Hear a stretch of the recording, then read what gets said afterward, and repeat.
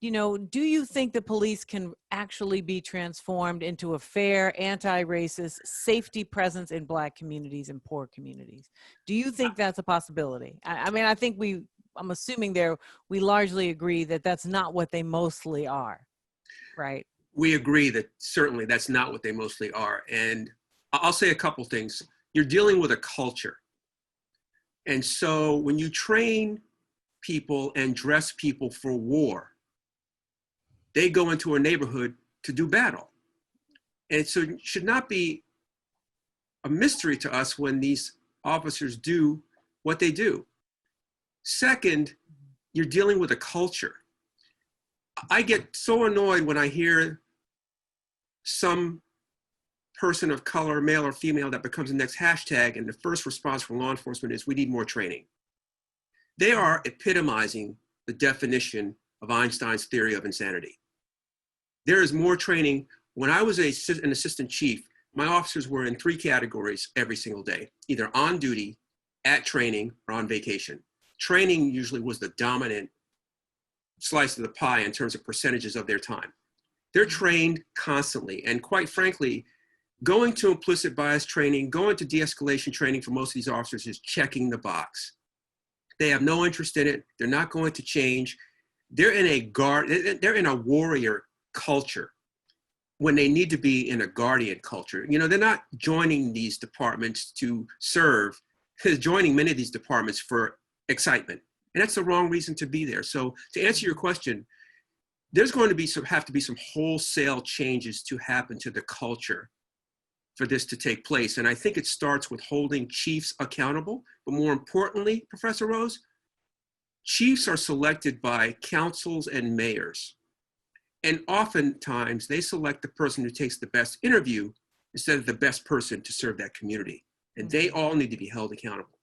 Raj Baraka, the visionary mayor of Newark, has said that there's a sense in which police are very much like American citizens across the board. They just have state-sponsored guns. So there's a sense in which we can't really expect more of them in terms of how they come to terms with racism or sexism or whatever than we do with American citizens as a whole. Now, of course, we want to hold all of us accountable and hold them accountable too. But the issue is this larger cultural and societal backdrop from whence our police come. Now, what do you say to young brothers and sisters who would argue that maybe America just doesn't have the capacity to treat the masses of poor Black people with decency and dignity? It's not just the police that don't do it, but it's other institutions as well. What kind of message, both in your example as well as in words, do you say to them who have that kind of fundamental question? That's a very, very good question, obviously. And I offer this for all those institutions that reinforce and sustain the oppressive practices that we have to endure. I say for those progressive minds that are out there in those disciplines, become part of those institutions.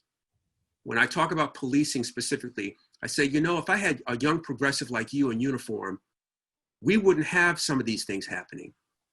If I had a young progressive like you in the banking industry, we wouldn't have to look at unfair lending practices. And so as diverse as we are in professions as a people, those young progressives that are coming up behind us now need to be part of these institutions to make a change. Again, I go back to my dad. We can't change these institutions from the outside. With all due respect to protest and unrest and civil disobedience, at the end of the day, the infrastructure has to change. And the only way that changes is if we become part of it and make it move. Would you see substantive change in your years of being on the inside, as it were? I have seen some changes. I mean, the most obvious change are the number of African-American chiefs I see across the country. I'm just delighted when I talk to them all the time.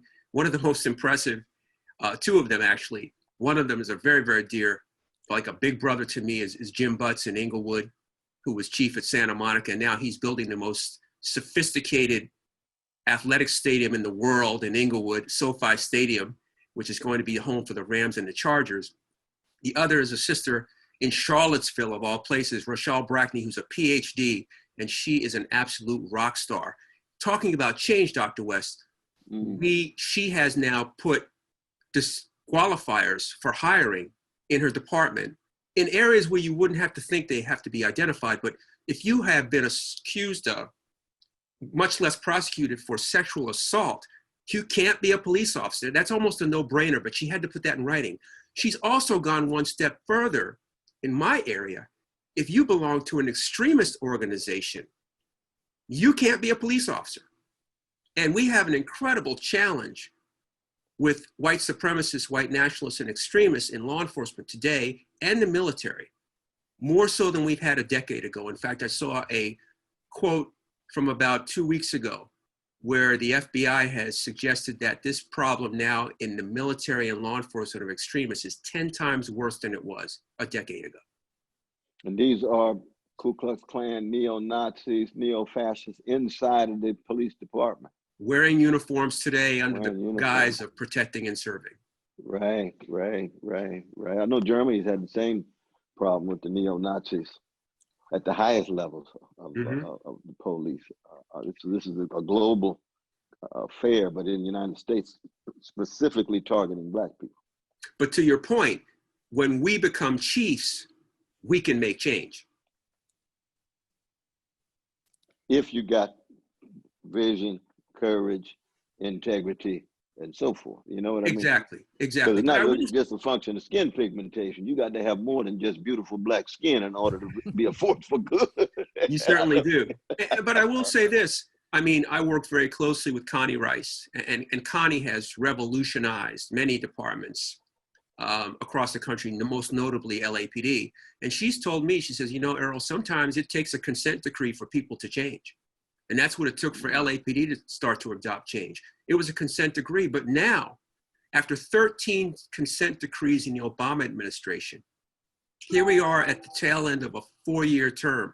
This administration has not undertaken one consent decree against the police department in this United States with everything that's happened.